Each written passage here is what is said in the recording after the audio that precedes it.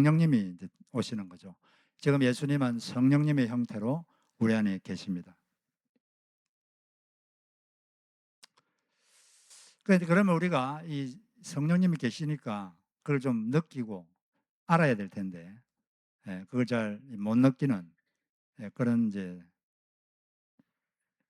경우가 있는데, 어떤 자매님은 다음과 같은 또 체험을 했다 그래요. 이분이 이제 그전에는 이제 예수님을 안 믿다가 하나님을 부정하고 그러다가 아주 인생에 고난을 겪고 막 암이 걸리고 그래가지고 이제 예수님을 알게 되고 믿게 됐습니다.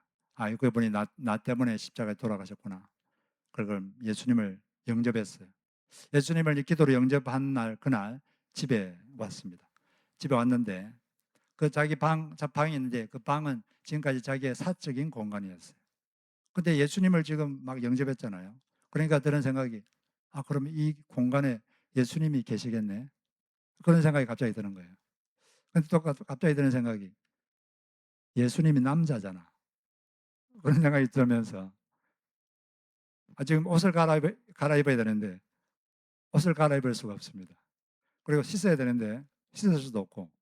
그래가지고 이분이 실제로 2, 3일 동안 옷도 못 갈아입고 씻지도 못하고 그랬어요.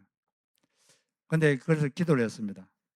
하나님, 이것 때문에 제가 너무 힘듭니다. 그러니까 하나님께서 마음속에 다음과 같이 깨달음을 주셨습니다. 하나님은 나는 너를 아기처럼 보고 있다. 나는 너의 부모님이다. 나는 너를 아기처럼 보고 있다. 그런 이제 걸 알고, 자기가 오해를 했구나. 그런 게 아니구나. 내가 잘못 생각했구나. 그렇게 알고 그때부터는 하나님 앞에서 편안하게 그렇게 생활을 하고 그랬다고 합니다. 근데 이분이 물론 오해를 하고 잘못 생각했지만, 근데 우리가 여기서 한 가지 배워야 될 것은, 이 자매님은 그만큼 자기가 영접해 드린 그 예수님을 생생하게 인식을 했다는 것입니다. 생생하게 생각하고 인정했다는 것, 그것은 우리가 배워야 할 점이라고 믿습니다. 여러분들이 예수를 믿었다면, 예수님이 내 안에 계시는구나, 이걸 확실하게 믿으시기를 바랍니다. 고린도서 13장 5절에 다음과 같은 말씀이 있어요. 같이 한번 세 번역으로 읽어보겠습니다.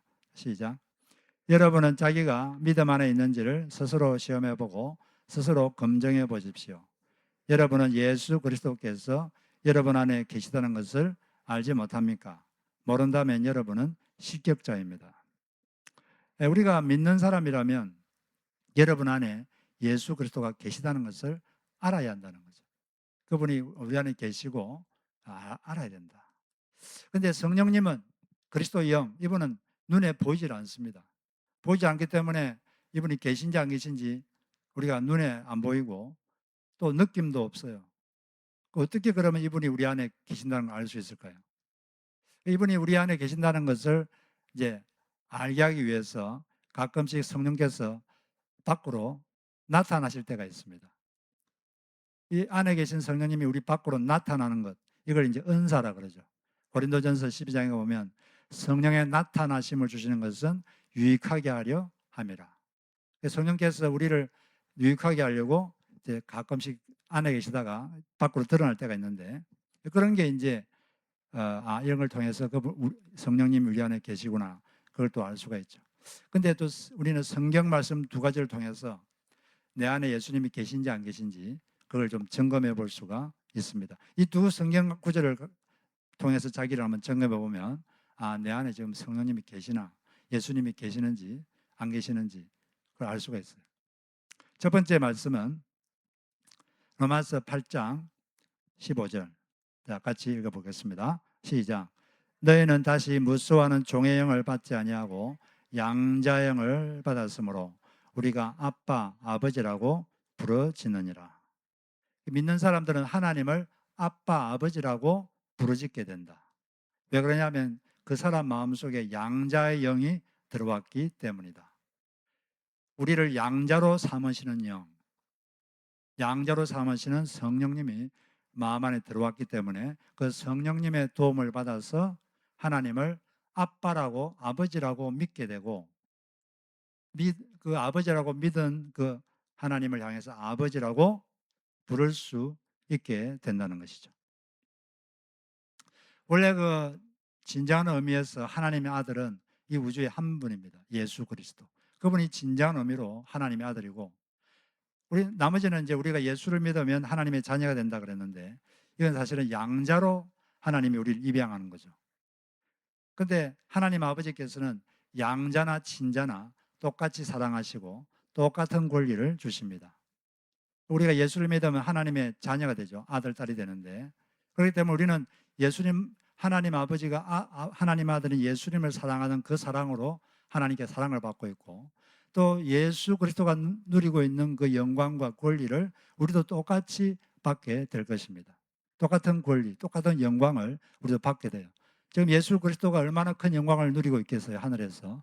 그 영광을 여러분들도 곧 누리게 됩니다. 왜냐하면 여러분들이 하나님의 자식이니까. 네, 우리가 그래서 이제 하나님이 우리 아버지라는 것을 믿게 돼요. 이게 믿으려고 노력하는 게 아니라 안에 성령님이 계시면 그 믿어집니다. 그냥 하나님 내 아버지구나. 그리고 하나님을 향해서 아버지라고 이렇게 불러도 어색하지가 않아요. 근데 안 믿는 사람들은 하나님 보고 아버지라 그러면 너무 이상해서 그렇게 부르지를 못합니다. 여러분은 하나님을 아버지라 부를 수 있습니까? 아버지인 게 믿어집니까? 그렇다면 여러분은 안에 예수 그리스도가 계신 것입니다. 성령님이 계신 것이죠. 축하드립니다. 또 두 번째 점검해 볼 수 있는, 내 안에 진짜 성령님이 계시는가? 이걸 하나님 예수 그리스도 계시는가? 이걸 두 번째 점검할 수 있는 말씀은 고린도전서 12장 3절 같이 읽어보겠습니다. 시작. 그러므로 내가 여러분에게 말합니다. 하나님의 영으로 말하는 사람은 예수님을 저주하지 않습니다. 그리고 성령님의 도움 없이는 아무도 예수님을 주님이라고 말할 수 없습니다.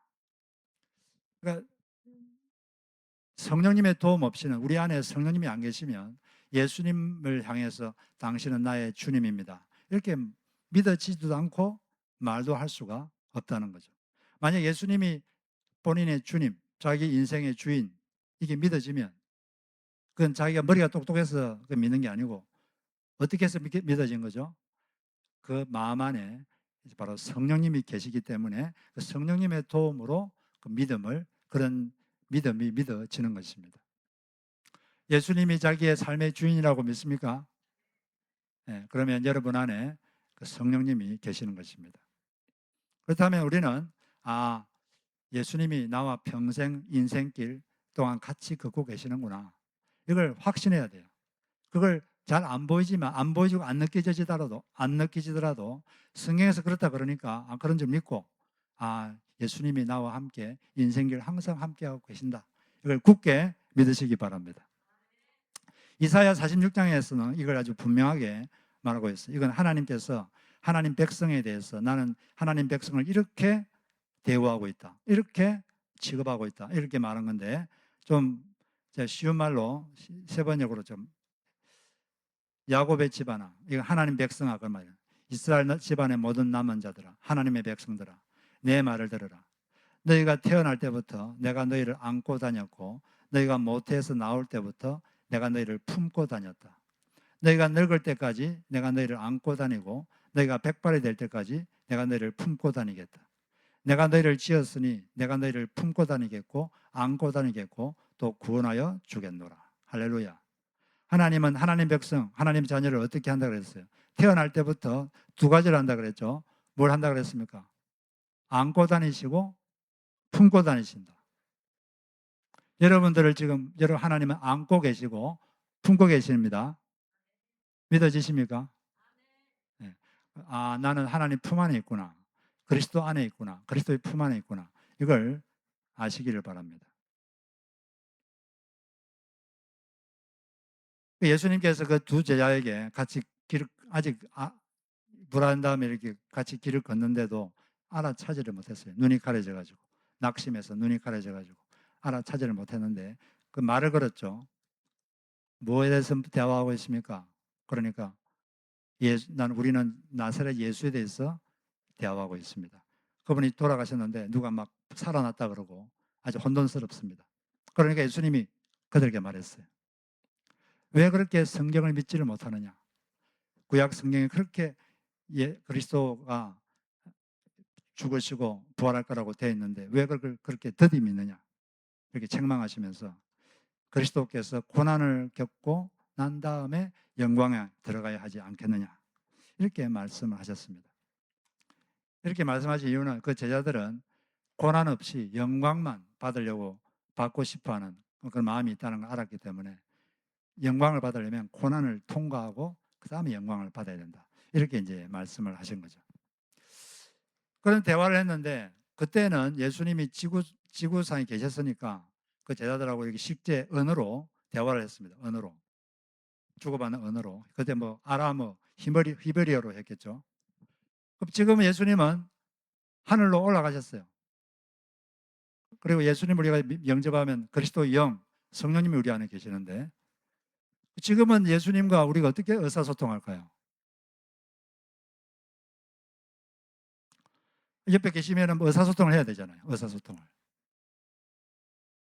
여러분 어떻게 하십니까? 뭐 여러 가지 방법이 있는데, 예, 그분이 뭐 꿈을 통해서 하시고 또 성경을 통해서도 하시고 여러 가지 있는데 자주 하나님이, 우리 예수님께서, 부활하신 예수님, 살아계신 그분이 우리와 의사소통하는 방법은 생각을 통해서 우리와 의사소통을 하십니다. 생각으로 우리에게 말을 거시고 또 생각을 통해서 말씀하세요. 뭐가 생각나게 하십니다. 그래서 요한복음 14장 20절에 보면 보혜사 곧 아버지께서 내 이름으로 보내실 성령, 그가 너에게 모든 것을 가르치시고 내가 너에게 말한 모든 것을 어떻게 한다고요? 생각나게 하리라. 이 성령님은 우리에게 뭘 하고 싶은 말이 있으면 그게 생각나게 합니다. 뭘 딱 생각나게, 떠오르게, 뭐가 떠오르게 하는 거죠. 생각에 뭐가 떠오르게.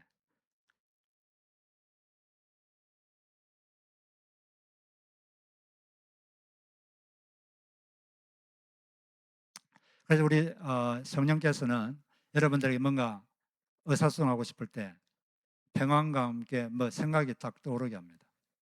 평안과 함께 떠오르는 생각, 그런 게 이제 주님이 우리에게 하는 말씀인 경우가 많죠.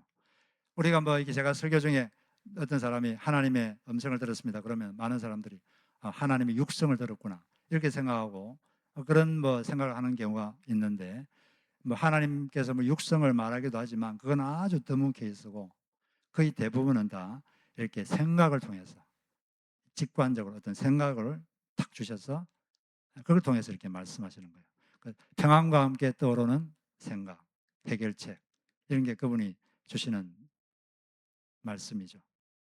그래서 우리는 어떤 것이 궁금할 때 물어볼 수 있어요.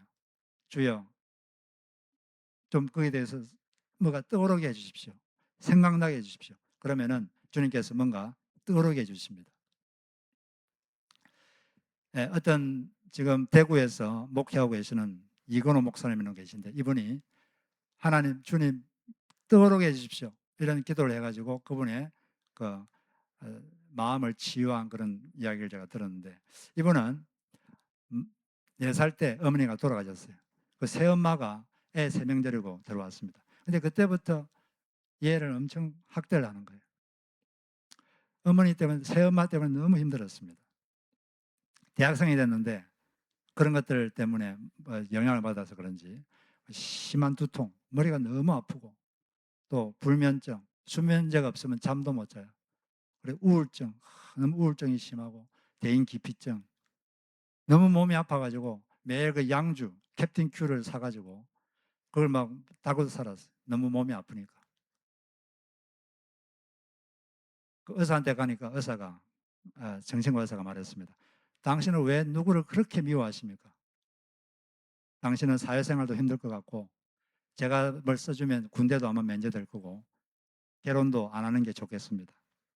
뭐 그렇게 살았어요. 근데 어떤 형님이, 아는 형님이 좀 만나자 그래가지고 만났더니 그분이 예수님에 대해서 이야기해 줬습니다. 그날 예수님을 마음에 영접했습니다. 근데 그 형님이 하는 말이 예수를 믿으면 기도를 해야 된다. 근데 기도라는 게 무궁무진하기 때문에 처음에는 그냥 어린애가 부모에게 하듯이 간단하게 해라. 부모 애가 엄마한테 엄마 뭐 해주세요 하는 것처럼 처음에 좀 간단하게 시작해라. 그렇게 가르쳐 줬어요. 그래서 이제 그날 밤도 이제 잠을 자기 위해서 수면제를 먹으려고 하다가 갑자기 기도하라 그랬지. 내가 예수님 영접에서는 기도하라 그랬지. 그래서 기도를 했습니다. 하나님, 잠 좀 자게 해주세요. 딱 기도했는데 눈 떠보니까 아침이에요. 지금까지는 수면 접시는 잠도 못 잤고 자봐야 2시간, 자도 늘 찌부둥하고 그랬는데 간단히 기도했는데 처음으로 몇 년 만에 8시간을 푹 잤습니다. 아주 개운하게. 그때 깨달았어요. 기도하면 듣는 하나님이 계시는구나. 그걸 깨달았습니다. 그때부터 교회도 다니고 막 성가대에도 참석하고 열심히 찬양도 부르고 몇 년을 다녀도 마음에 기쁨이 하나도 없습니다. 찬양 볼 때는 뭐 기뻐하세요 막 그런데도 자기는 전혀 기쁨이 없어요. 이 뭐 예수 믿으면 기뻐한다는 게 이게 다 가짜인가? 뭐 그런 걸 하고 그런 생각을 하고 있는데 어떤 강의를 듣게 됐습니다. 짧은 강의인데 테이프를 통해서 아버지의 마음에는 강의를 들었는데 그 주제가 이거예요. 우리가 예수를 믿으면 기쁨의 근원 되시는 예수님이 우리 마음에 와 계시는데 뭔가가 막혀서 그 기쁨을 못 느낄 수가 있다. 예수님이 기쁨을 주신 한데 뭐가 막고 있으면 그 막는 게 그 상처, 치료되지 않은 상처 또는 아픔, 기억 이게 치료가 안 되면 그걸 막아가지고 그 기쁨을 못 누리게 된다. 그래서 그 기쁨을 막고 있는 그 아픈 상처 그리고 아픈 기억 그걸 치료를 해야 된다. 그런 이제 강의였습니다. 그러면 어떤 상처가 자기의 그 기쁨을 막고 있는지 어떻게 아느냐? 그러려면 알려면 그 상처가 뭔지 알려면 간단한 기도를 하면 된다. 그래서 기도문을 이제 가르쳐 줬어요. 그 기도가 뭐냐? 하나님, 아픈 상처가 있으면 떠오르게 해주시고 생각나게 해 주옵소서. 한번 따라해보세요. 하나님, 아픈 상처가 있으면 떠오르게 해주시고 생각나게 해 주소서. 그래서 떠오르면 뭐가 생각이 나고 떠오르면 아픈 기억이 떠오르면 막 울라 그래서 울어라. 사람이 울어야 될 때 못 울면 나중에 나이 들어서 몸이 울게 됩니다.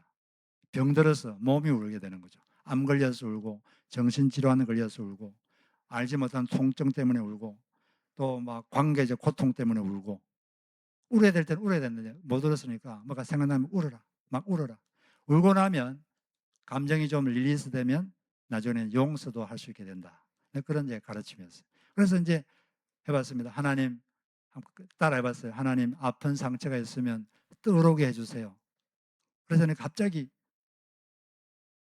7살 때 일이 갑자기 떠올랐어요.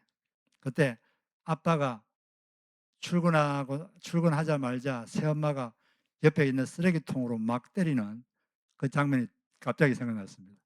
그러면서 그때 서러움이 확 몰려오면서 막 울었어요. 우니까 좀 마음이 이렇게 시원해지고 마음이 위로가 됐습니다. 하도 학대를 받아가지고 8개월을 그렇게 했어요.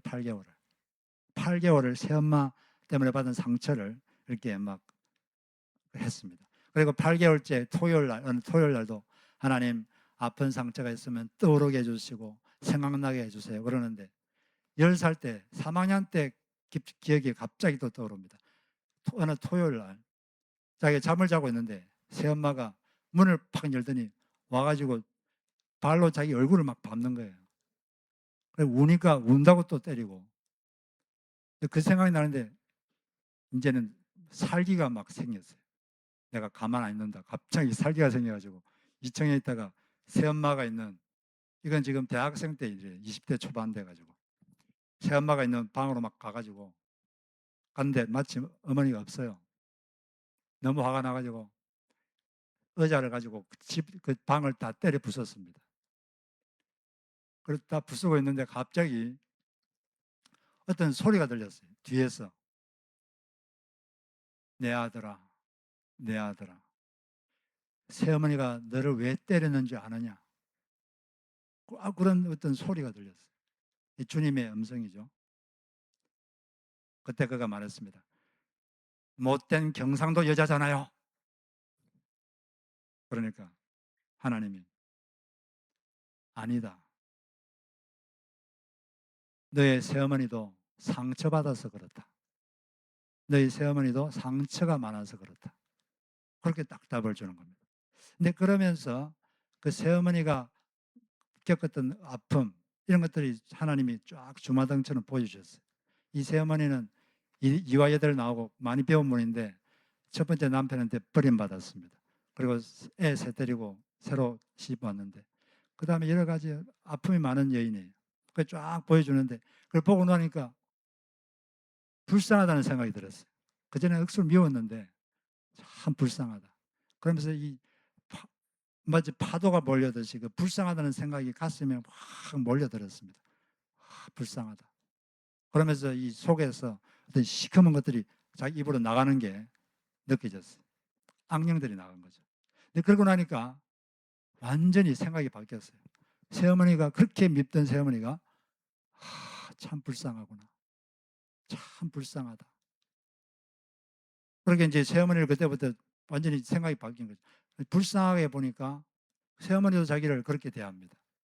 그래 관계가 점점 좋아져 가지고 나중에는 새어머니가 자기를 안고 울기도 하고 이분이 이제 나중에 선교사로 해외로 간다 그러니까 막 안고 통곡을 할 정도로 그렇게 관계가 회복되고 모든 것이 문제가 풀렸습니다.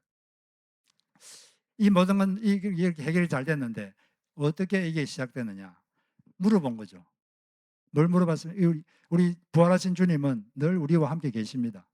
우리 인생길을 같이 걷고 있습니다. 그럼 이렇게 물어보면 돼요.